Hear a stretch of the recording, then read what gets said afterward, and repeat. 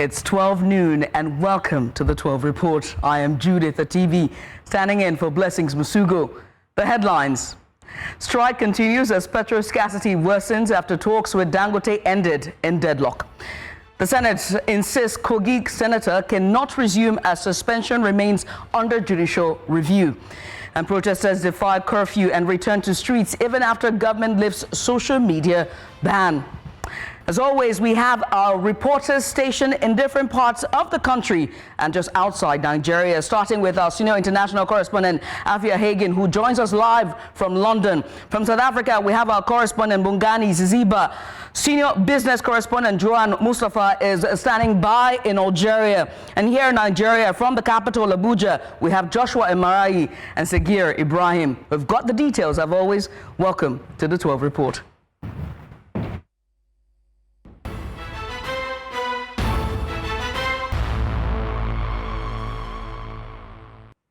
And we begin with fuel scarcity as fears are mounting as NUPIG's nationwide depot shutdown enters a second day, disrupting supply across oil hubs in Lagos, Warri and Rivers.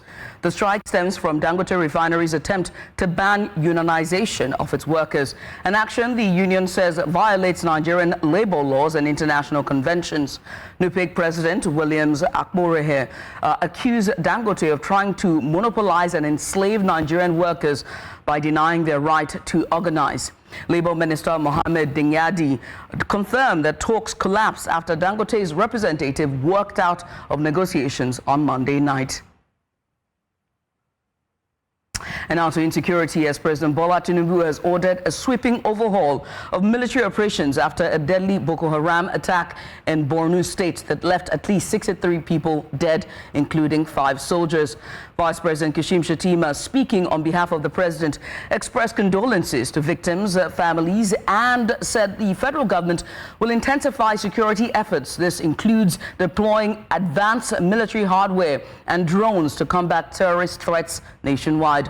The Borno State Governor Babangana Zulum also visited Dara Jamal village, pledging support for resettlement and additional protection for displaced families. Still on security, the former Nigerian diplomat and ex-UN permanent representative, Professor Ibrahim Gambari, has raised alarm over the growing scale of Africa's security crisis. Speaking at the maiden African Chiefs of Defense Staff Summit in Abuja, Gambari disclosed that more than 1,000 insurgent and terrorist groups are now active across the continent. He described the development as a major threat to Africa's peace and stability, stressing that urgent coordinated action is needed to confront the challenge.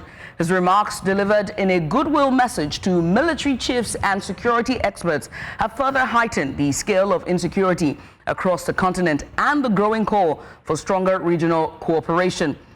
And now for more on this. For more on this development, we cross over to our correspondent, Sagir Ibrahim, who joins us live from the capital, Abuja. Sagir, Professor Gambari has warned, and very pertinent warning, 1,000 terrorist groups and insurgencies across the continent. This figure, would you say that it really captures what we're seeing on ground in terms of security across the continent? Good afternoon, Judith. As far as capturing goes, I believe it is indeed a representation of the fact. It would interest you to know that the former Nigerian permanent representative at the UN and former chief of staff to the president, Professor Ibrahim Gambari, had actually quoted that figure from the African Research Network for Regional and Global Government Innovation, nicknamed ANUMDI. Now, this is a network of African researchers which is headquartered at the Savannah Center for Diplomacy, Development and Democracy. And this research went on to not only mention that it's around 1,000 terror groups operating in Africa, but also mention that several countries across the different regions of Africa, because it did a research covering the 7 regions, and that research proved that 5 out of the 7 regions are inundated with insecurity, insurgent groups, and the likes, with several countries having more than one terror group in operation. So many, they think that Boko Haram, ISWAP, and maybe Al-Shabaab are the few known terror groups in Africa. But this brings to fore the fact that some countries might even have more than one. Take example, Nigeria, which has the Boko Haram, has some part ISWAP operating. It has now the Lakurawa, Mahmuda, and other smaller splinter groups that are operating in the country. If you go around other countries that are facing some form of crisis, Sudan in my mind, that number rises to around 500 militia groups and even 20 splinter groups operating within that space. So this brings, for the magnitude of the insecurity crisis in Africa as a continent, and of course the need for the African Chief of Defense Staff, like we saw, but also for coordinated effort to nip this problem in the bud. Sagir, I'm so glad you painted this picture. We have all of the African, defense chiefs there. And what then is a major takeaway in terms of cross-border cooperation to tackle this crisis? As far as cross-border cooperation goes, it can only work if there is a major ingredient, and that ingredient is political will and, of course, good governance for the people. Most of the reason why we've seen the activities of this splinter group rise and grow around smaller communities has been because of the rising unemployment rate in these communities and, of course, in several of these countries. If these issues are addressed by leaders in their countries by providing good governance to their citizens, among many other factors, of course, which includes addressing the issue of climate change. Climate change has now become a major security threat, of course, because, as you know, Africa is very, very quickly losing its green field and it's being replaced by the Sahara. An effect of this, of course, in Nigeria is very evident. We've seen an increase in farmer-header clashes, Benue on my mind, Nasarawa on my mind, Plateau on my mind. All of these issues is in one way or the other traced to the causes of the rising insurgency. So it is until we see a real political will from Africa's governments and not just its military, and perhaps that is when we begin to see the issues addressed really and properly. So like I mentioned, political will, good governance. I must say thank you, Sagir, for just taking out the time to join us and just give us all that insight. We appreciate you for coming on. Sagir Ibrahim, they are correspondent live from Abuja. Let's switch gears from security and now to the House of Senate. As the Senate has rejected Senator Natasha Akpoti-Oduaha's bid to return to plenary, saying a 6-month suspension remains valid. The Kogi Central lawmaker had written to notify the Red Chamber of a plan to resume on September 4th, but officials maintain the sanction, which began on March 6th, is still under judicial review.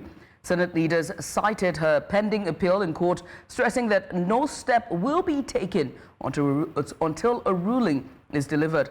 Akpoti-Oduaha, suspended over alleged insubordination, maintains the action was politically motivated after she accused the Senate leadership of misconduct. Her earlier attempt to return in July was blocked by security operatives at the National Assembly. The controversy over the delineation of the Warri federal constituency has escalated as demonstrators stormed the headquarters of the Independent National Electoral Commission, INEC, in Abuja, the capital, to register their grievances. The protesters, made up of Ijo and Urobo groups, are demanding that INEC publish the final field report of the delineation exercise. They argue that without it, their communities are being denied fair representation and participation in the ongoing continuous voter registration exercise. And as you can see, live visuals there. Well, to give us more insight and who's been monitoring the protests at the INEC headquarters, we have our correspondent Joshua Marayi, who's live at the core headquarters in Abuja.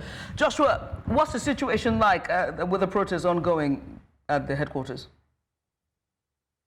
Good afternoon to you, Judith. I can confirm that the entire demonstration has ended. But meanwhile, the participants and individuals who embarked on that process, particularly individuals from the Ijo and the ethnic group in the Niger Delta, particularly in the Delta states of South Nigeria.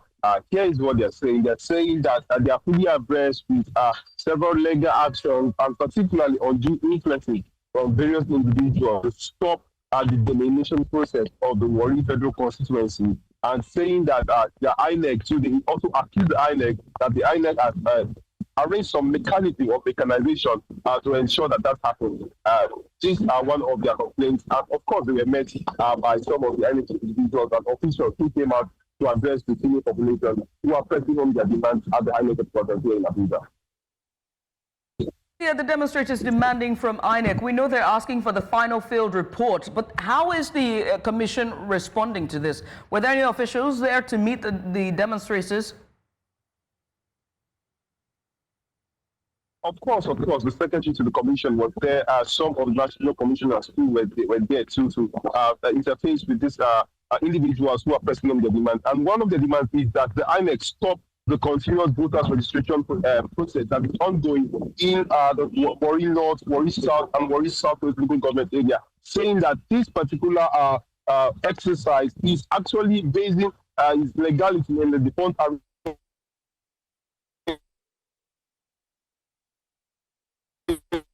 in which the Supreme Court, and of course, they are pressing home for the fact that they need the final report of that demolition process as well as the implementation of the reports of the demolition process. And they are saying that INEC should urgently end the continuous voters registration in the aforementioned local government areas of the state. Joshua, we must say thank you for taking out the time to join us and just give us update on that process there. Joshua Marai is our correspondent live from the INEC headquarters in Abuja. Now, switch gears as Nigeria's Department of State Services has issued a one-week ultimatum to activist and Sahara Reporters publisher, and that's Omoyele Sowore, over a recent social media post about President Bola Ahmed Tinubu.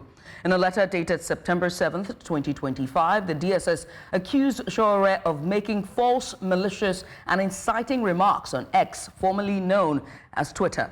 The post made on August 26 described President Tinubu as a, quote, criminal and accused him of deceiving Nigerians about corruption in his administration.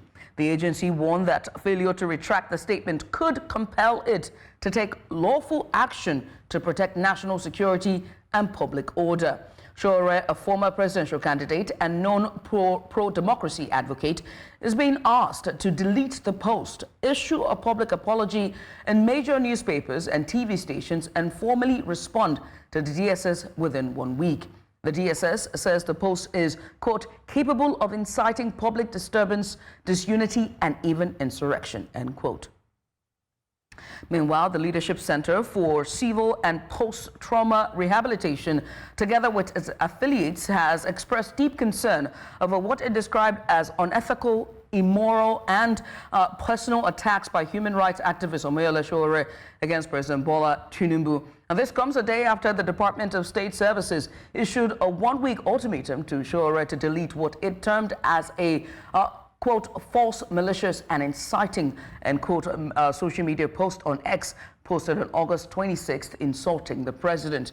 Speaking to journalists on Monday in Abuja, the General Secretary of the Center, Dr. Agib Abubakar, said Sowore's orchestrated assaults on the president's character, integrity, and proven antecedents have crossed intolerable red lines, amounting to what he called an ultimate act of, quote, political blasphemy.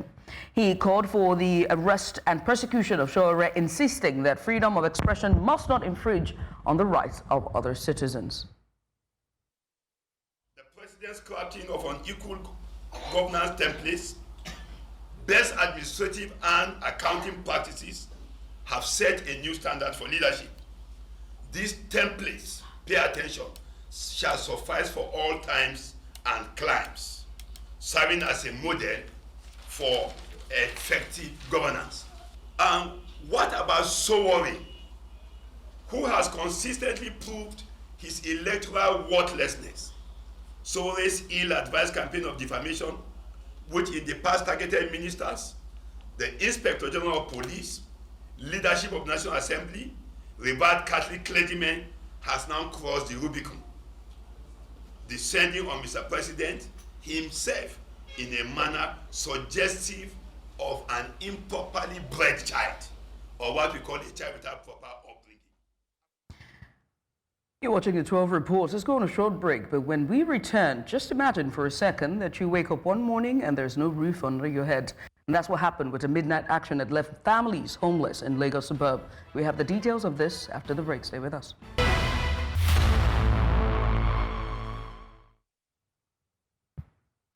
And welcome back. Nigeria's continuous voter registration is gathering momentum across the country, with Lagos recording some of the largest turnouts. At the INEC headquarters in Yaba, residents have been trooping in steadily to enroll despite reports of delays at other centers. News Center's Balagbogbo was at the Lagos State office of the Commission and now reports on the process and the concerns surrounding it.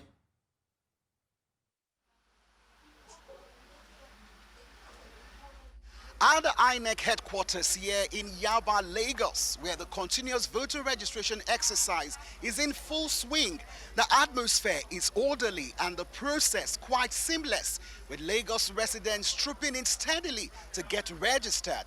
I don't face any challenges here. When I already started, I tend to move fast.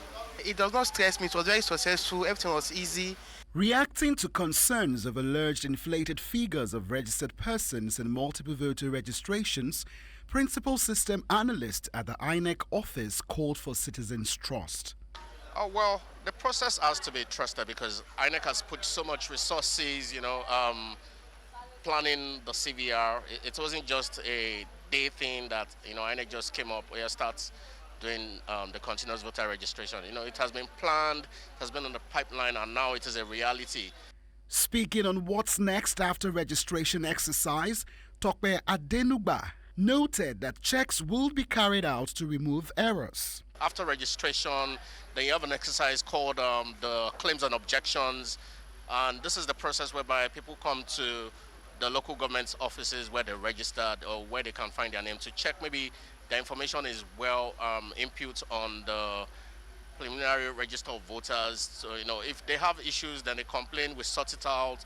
After that, it goes through like a software called the ABs to check for double registration of all sorts. So once that is done, then, it goes to the print center for PVC production. Some of the intending voters expressed optimism ahead of 2027 polls. Because I believe that my vote counts.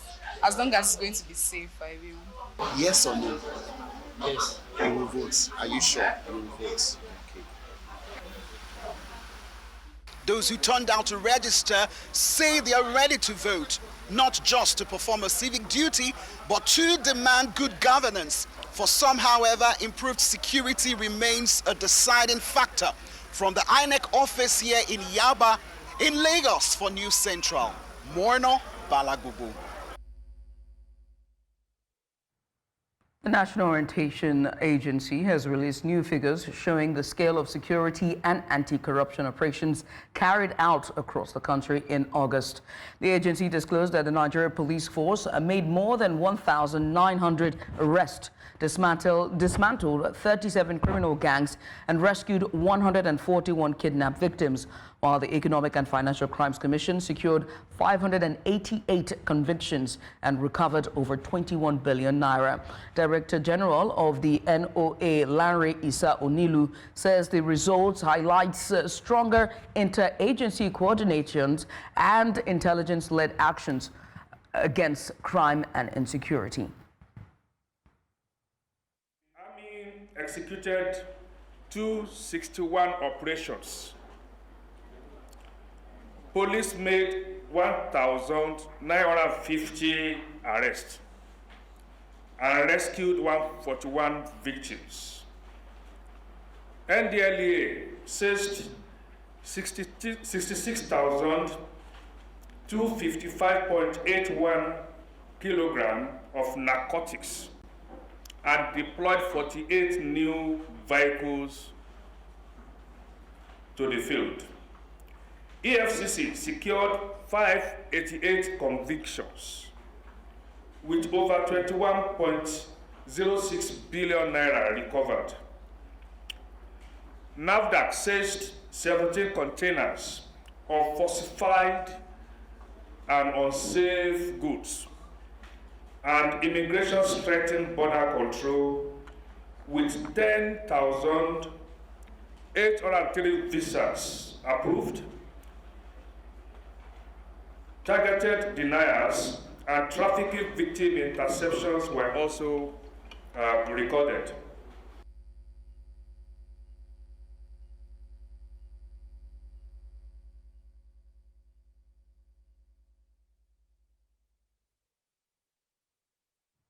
You're watching the 12 report on News Central Television. Let's go on a short break. When we come back, there's plenty more reports. Stay with us.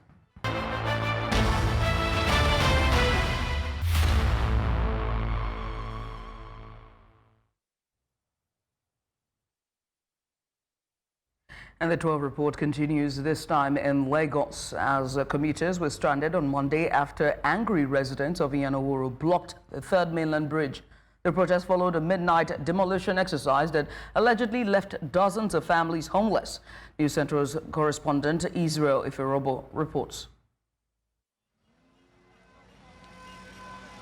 Heavy traffic brought Lagos to a standstill as residents of Iyana Oworo poured onto the third mainland bridge in protest. Their anger stems from a demolition carried out at midnight on Friday, where more than 15 houses were pulled down. They just came to 12 a.m. in the night with tear gas, with plenty bus, chase us away. That if we don't even take anything, they do not inform us, that we don't even know. No, I was so surprised on Friday night by 12. Come down here with tear gas, police, many forces follow them, come here and destroy the house. Look at me now. I was at my age. Oh. I believe that any property, any landed property that has a certificate of occupancy should be respected, regardless of anything. But those forces were just telling us, well, we were sent. Who sent you? No explanation. Residents claim no official notice was served, and many believe the land was sold to a private developer.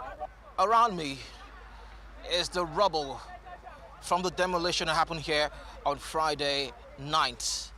And if you take a look at this used to be a bed of one of the occupants in these buildings that have been demolished. This bed now lies on the street and someone sleeps on it at night.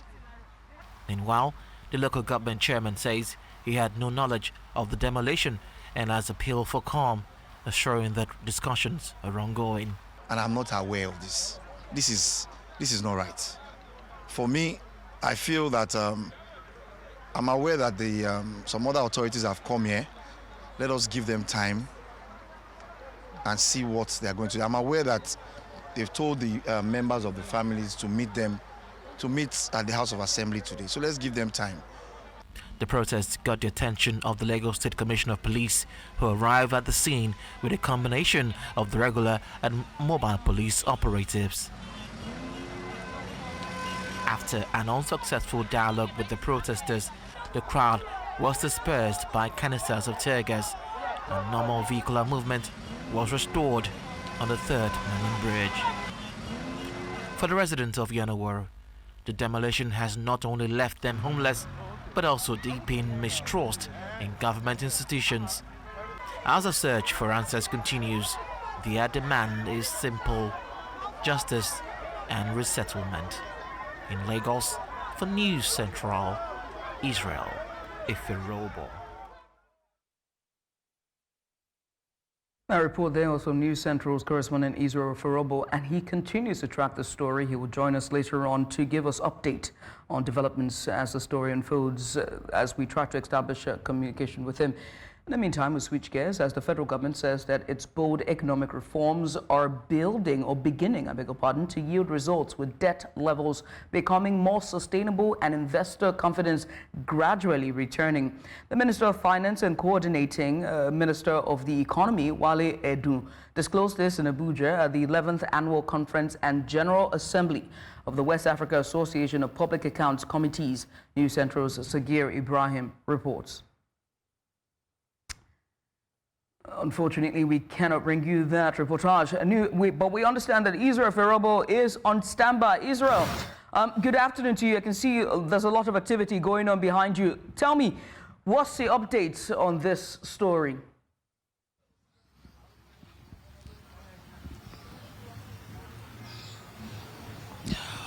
Well, indeed, it's a continuation from the story that we broke yesterday across Nigeria.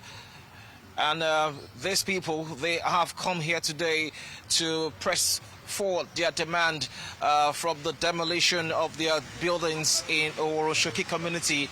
Just Friday night, they had a protest yesterday, and today they are right here at the Lagos State House of Assembly to try and also press home their demands for justice. This time around, they want to try and see if they can get access, to their representative here at the Lagos House of Assembly to let them know their pains and their grievances. Well, I have one of the community members here today to also speak to us on what today is about. What's your name? My name is Balagbogbo. Okay, so what exactly are you guys doing here today? We came with a protest because all our area, our home in Oworo are demolished. Now we are homeless. That's why we're here. Have you been able to speak to your representative today? That's the purpose why we are here. Although our prayer has been submitted, so we are waiting for them to come, then we start proceeding on it. What is the mood like now in Omoyele community in Iyana Oworo after the Friday night demolition? The painful thing there is that a lot of houses has been demolished. And as I'm speaking to you, we have announced deaths. Likewise, some people in the hospitals. The annoying part is that they came at the midnight where people are slept off, start waking us up at the midnight around 1 a.m. telling us to pack our things out.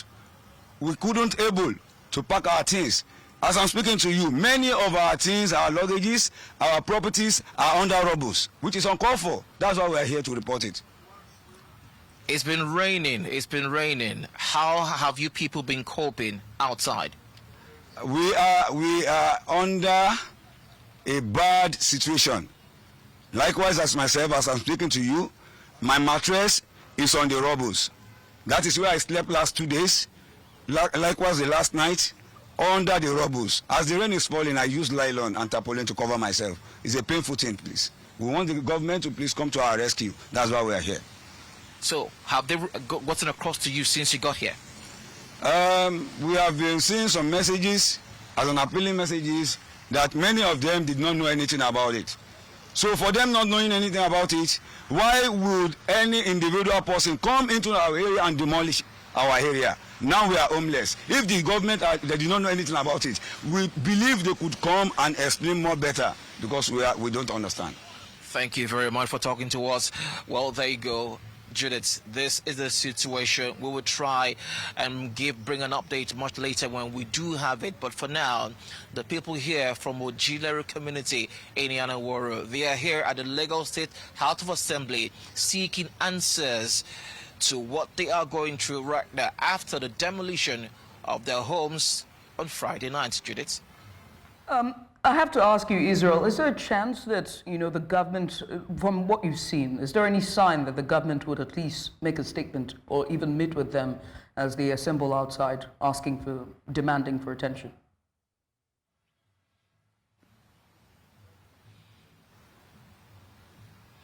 Well, it's looking like there will be some sort of communication from the Lagos State House of Assembly. A while back, someone from the complex did come outside and took in the prayers of this community.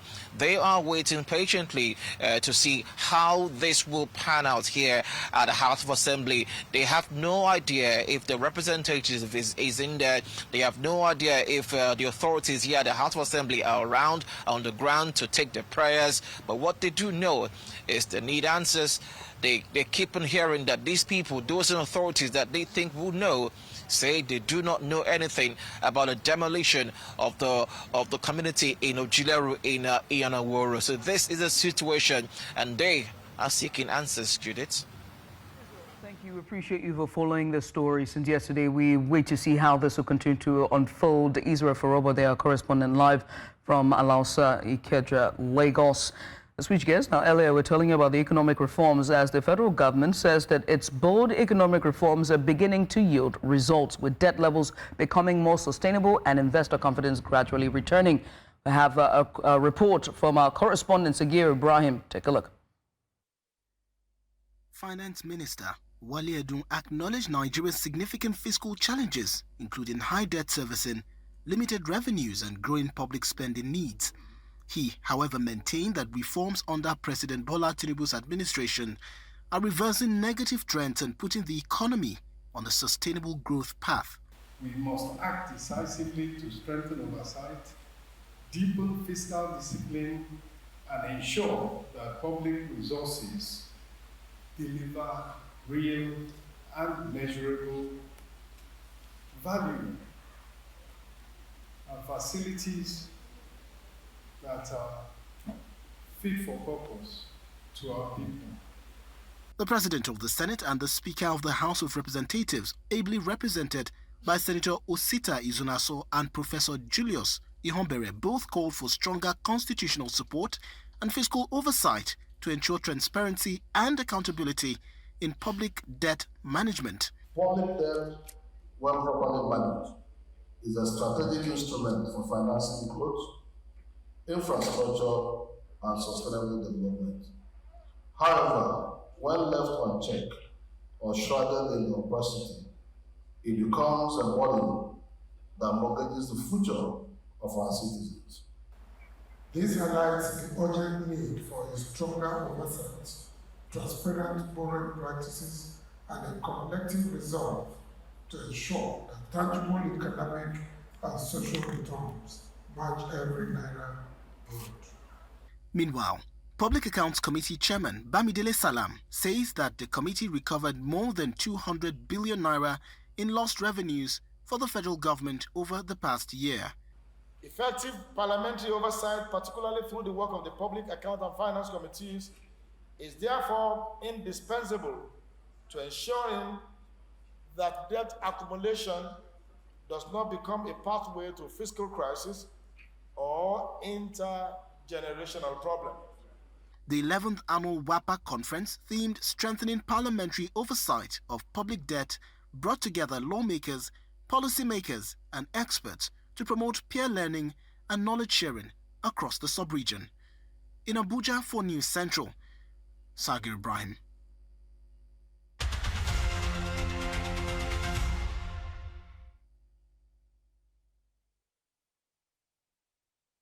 The Intra-African Trade Fair 2025 has entered its 6th day in Algiers, bringing together policymakers, investors and business leaders from across the continent. The fair continues to showcase opportunities for boosting intra-African trade under the African Continental Free Trade Area. For more on the latest developments, our correspondent, Joanne Mustafa, who is at the IATF venue in Algiers, joins us live. Joanne, what's the latest from the IATF? Pavilion won the best pavilion. Whether or not that will be the case this year, it waits to be determined. But I have right now joining me one of the people with a stand at the Nigeria Pavilion in person of Mrs. Adewale. It's great to have you here, ma. Great to have you too. All right, tell us a bit about your experience here, and have you been able to connect with, businesses and people from other regions with your goods? Yes, I've been able to connect with a lot of people. I have orders from Senegal, then I have orders from Sierra Leone. So it has been an awesome experience. All right. So, tell us, a bit about, what's happening here. And, of course, Nigeria 2 years ago won the best pavilion. From what you're seeing, is that going to be the case this year? Yes, we are definitely going to win the next pavilion, best pavilion this year. Because I don't believe there's another African country that brought as much SMEs to exhibit like Nigeria. So we have the best SMEs numbers in our products are the top-notch quality, so we are going to win the next best pavilion this year. I'm betting that. All right, so we're going to have to wait and see about that. We're going to go now over to David, if you can come with me. He is also from Nigeria and has his stand here. David joins me now, and of course there's also business going on at the same time, deals hopefully being struck. David, it's great to have you here. Share a bit about your experience here at the Intra-African Trade Fair 2025. Yeah, my experience has been it has been good so far. We've had a lot of Algerians and also other nationals that have come here, asked about products that we have as Nigerians, and it's been a great experience so far for me. All right, and I mean, tell us, have you, well, from what you're seeing, obviously, are we going to win? Is Nigeria going to win the best pavilion? You could take a look around. Nigeria has the most stands here, so obviously Nigerians are known to bring culture. They're known to bring the vibe. Obviously, we'll win. Let me say. All right. We know they carry last, they say, and of course you can see other pavilions behind me. We'll continue to bring you the updates live here from the Intra-Africa Trade Fair 2025. Many thanks. We appreciate you for coming on. Joanne Mustafa, there's our correspondent live at the IATF in Algiers, Algeria. And now to Uganda. But first, that short break.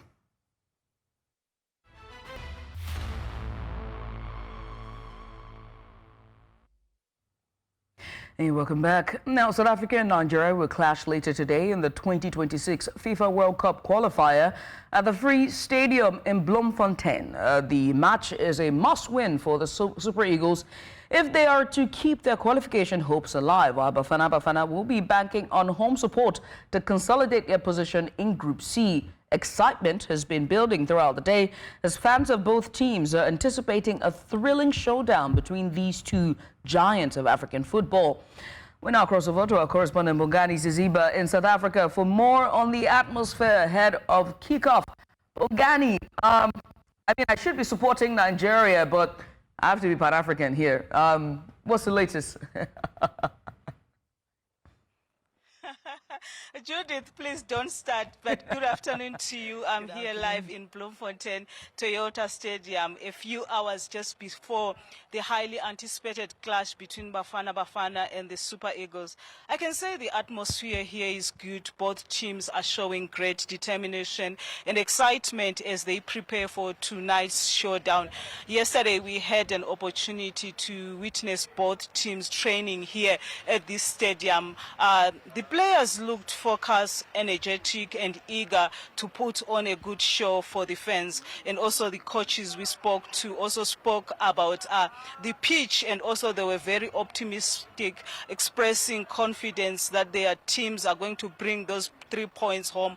Meanwhile, South African coach emphasized that his team is not feeling any pressure, but also acknowledging and not underestimating the Super Eagles, that they are also a formidable side.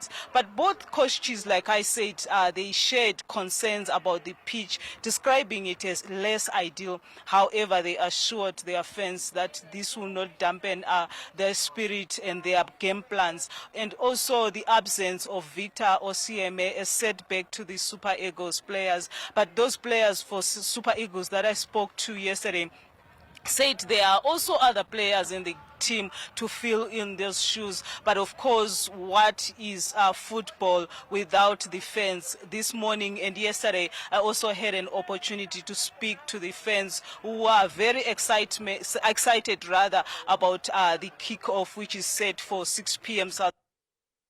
5 p.m. Nigerian time. But if I could ask my colleague Bonelo just to show you around, you can see that the preparations are ongoing. The stadium is still empty, but the fans will be here soon enough just to watch that game. So preparations are ongoing here. Both teams are ready. I saw the Super Eagles this morning. I also saw Bafana, the team also this morning. Very excited about the game. And like you said which team am I supporting? I'll not give away that, Judith, but what I can tell you that I'm excited to see both teams. Whoever wins, I'm excited. Well, Bongani, they say around here that if you're playing diplomacy, you're Ojoro, so you just played Ojoro for me. But Bongani, thanks. We appreciate you for coming on. Bongani Ziziba there from Bloemfontein in South Africa. We'll switch gears now to Uganda, as the International Criminal Court has begun its first ever in absentia hearing targeting Uganda's fugitive warlord, and that's Joseph Kony. He faces 39 counts of war crimes and crimes against humanity for atrocities committed by the Lord's Resistance Army between 2002 and 2005. Prosecutors say that survivors still live with the scars of his reign of terror. One recorded being forced to eat her teacher's remains after a rebel school attack.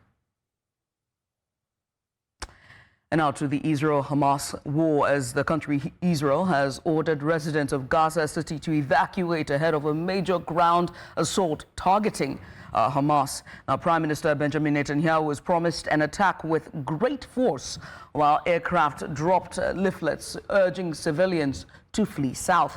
But residents like Khalid Kuwata says there's nowhere else and nowhere safe as families escape through rubble-strewn streets. Hamas condemned the evacuation orders as forced displacement. Netanyahu stressed this is just the beginning of an intensified campaign as Israeli forces prepare to move into the city. For more insight on this, I'm joined by our senior international correspondent and anchor, Afia Hagen. Afia, this is dire. Tell us, what's the latest from Gaza City? Dire is the word, Judith, as those thousands of leaflets were dropped warning people to leave the area of Gaza City and that it will be obliterated more or less by the Israeli Defense Force. They said that all residents of Gaza City must leave and in the neighborhoods, and said that the military is determined to eliminate Hamas and will operate in Gaza City area with great force. So these evacuation orders are in place. They are in progress. We have seen some people leaving the city, but others saying that they don't want to leave and they won't leave because there is nowhere else to go. That could potentially be very, very dangerous. If we look at Rafah, for instance, another area which had a forced evacuation and then was pretty much obliterated by the IDF. And speaking of the IDF, how are they reacting to this directive? And most importantly, how are they reacting to the, the persons in Gaza City saying they cannot flee, there's nowhere to go and there's nowhere safe? Well, the Israeli Defense Force, the IDF, insisting that people should leave the area because they obviously know what's coming. Several world leaders have condemned this plan, however, saying that there is nowhere for people to go and also that this will exacerbate the humanitarian disaster that is unfolding in Gaza, people not being able to access food and medicine, and of course knowing that this will lead to more killing as well. And like I said, residents in Gaza are caught between literally a rock and a hard place.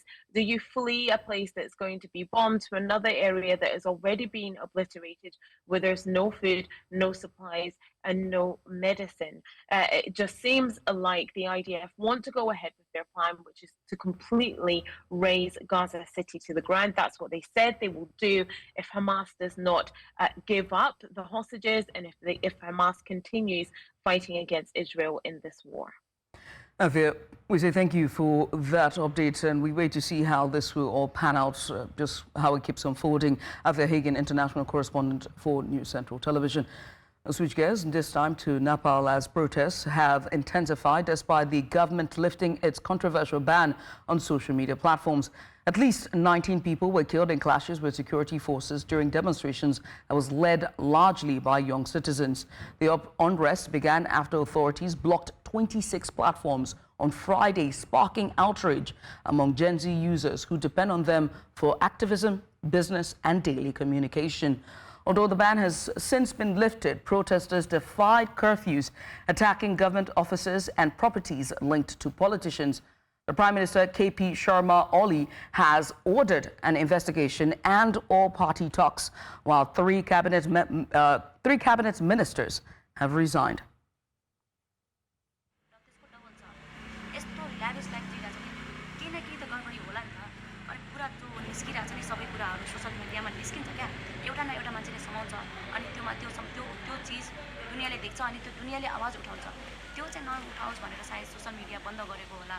अनि अहिले आएर जब यति मान्छे मर्यो 19 जना मान्छे मर्यो केही गर्न अब उनीले अब केही गर्न सक्दैनन् हैन त्यो मान्छे मरेको छ फिर्ता ल्याउन सक्दैन अब के राजीनामा दिएर हुँदैन मान्छे मारिसकेको छ अहिले त्यो त्यसको लागि चाहिँ आफ्नो हुन्छ नि त्यो काला चिट्ठा हटाउनको लागि चाहिँ सोशल मिडिया अनब्यान गरे जस्तो मलाई फिल हुन्छ.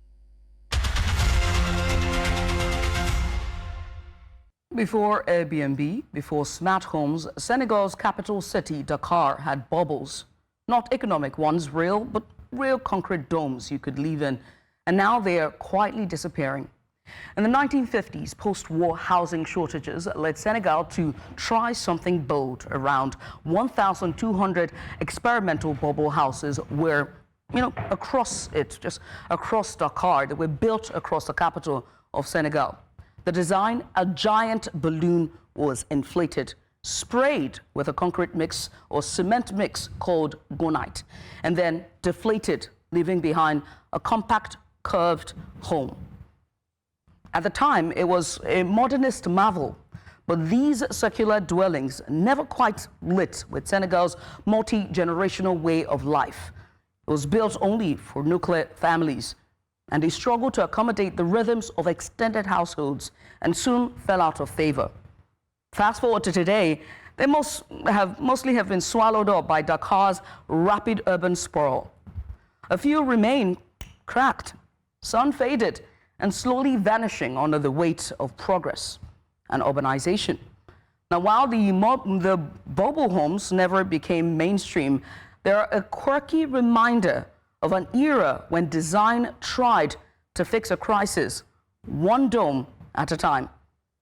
They were imperfect, but they were imaginative. And in a world where housing still feels out of reach for millions, maybe we should use a little more boldness and a few more bubbles. And that's your postscript. With that being said, let's switch gears to sports, as Nigeria and South Africa will clash for the 18th time today in Bloemfontein as their long-standing football rivalry continues. Favour Tuan, we're supposed to be Pan-African. Favour, who are you supporting? Nigeria, I mean, of course, like you said, the nature of the job means that we have to be neutral. But we all know that there's always this bias coming home. But whatever happens today would definitely be a strong move in terms of how the table would be. Would it be Nigeria or would it be South Africa? But we'll talk more during in the game. Right. Well, make sure to join Favour Tuan for In the Game at 1 p.m. sharp. And that's pretty much all we can take on the 12 report for today. Now, do remember, if you see anything out there on the roads, make sure to send us your eyewitness report. And whilst you're at it, make sure to follow us on social media. We're at News Central TV on every social media platforms. You can always watch News Central live on DSTV channel 422 or on Go TV channel 23. We're also on Star Times channel 274. Find us on Avo TV and stream us live on YouTube. Many thanks for watching. I am Judith at TV. Bye for now.